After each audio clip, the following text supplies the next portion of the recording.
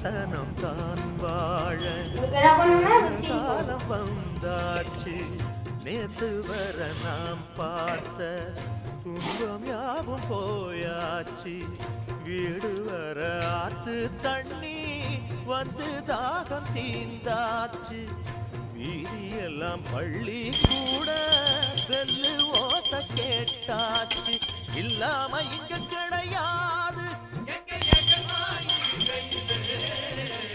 பொல்லாப்பு நம்ம